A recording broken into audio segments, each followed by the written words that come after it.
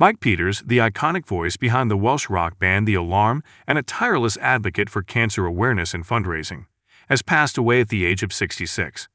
A musician whose life was defined as much by resilience and compassion as by music and fame, Peters leaves behind a legacy that reaches far beyond the stage. Peters died after living with cancer for more than 3 decades, a journey he openly shared with fans and which fueled his philanthropic mission. His story is one of unrelenting strength, hope, and devotion, not only to music but also to family, health advocacy, and his Welsh roots. Born on February 25, 1959, in the coastal town of Prestatyn in Denbighshire, North Wales, Peters' life was deeply embedded in the cultural and musical spirit of his homeland. He spent his formative years in the nearby village of DeaTH, where he eventually settled with his wife of 39 years, Jules Peters. Together they raised 2 sons, Dylan and Yvonne, and faced cancer side by side, Jules herself being a cancer survivor. Though known for his powerful voice and anthemic songwriting, Mike Peters' early career was a far cry from the bright lights of sold-out arenas. Before becoming a rock star, Peters worked in the computer department for the Quick Save supermarket chain. But his true calling came after a transformative experience in 1976 when he saw the Sex Pistols perform live in Chester. That performance ignited the fire within him and prompted Peters to dive into the local punk scene, forming his first band, The Toilets, in 1977 in his hometown of Rhyl.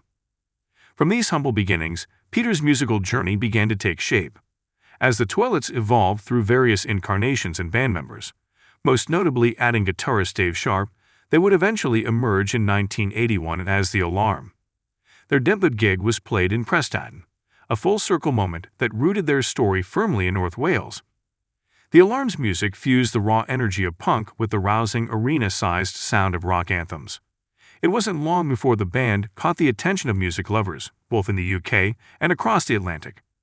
In 1983, their big break came when they were chosen as a support act for U2 during the Irish rock giant's US tour. This opportunity helped the band amass a dedicated fan base in the United States, something few Welsh acts had achieved at the time. In 1984, The Alarm released their debut album Declaration, a collection of passionate, high-energy tracks that resonated with audiences. Among the songs was 68 Guns, which became the band's first top 20 hit and remains one of their most iconic tracks. Another standout was Blaze of Glory, which also earned its place as a fan favorite. What set The Alarm apart was not just their sound, but their humility and accessibility. In an era where rock stars were often untouchable, The Alarm remained grounded. Their sincerity and down-to-earth approach earned them a fiercely loyal fan base that spanned generations and continents. The band continued to find success throughout the 1980s, eventually selling more than 5 million records. Their extensive touring schedule saw them sharing stages with some of the biggest names in music, including Bob Dylan, Queen, and U2 once again. They played to tens of thousands of fans around the world, including a massive audience at Cardiff's National Stadium in 1987. But even as The Alarm's popularity grew, Peters never turned his back on his Welsh identity. The group released a Welsh-language version of their 1989 album Change, aptly titled Newid, and regularly returned to Wales to perform and connect with their roots. Despite their achievements, internal tensions and the toll of constant touring led to changes. In 1991, Peters made a surprising announcement during a London concert. He was leaving The Alarm. Though this chapter closed, his musical journey was far from over.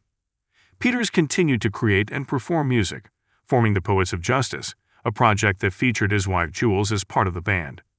Throughout the 1990s, Peters explored different musical directions, including forming Color Sound in 1999 alongside the cult guitarist Billy Duffy. Duffy remembered his bandmate fondly, calling him an inspiration to millions. Music was his lifeblood, Duffy said. Everything was an inspiration for him to express his feelings through music.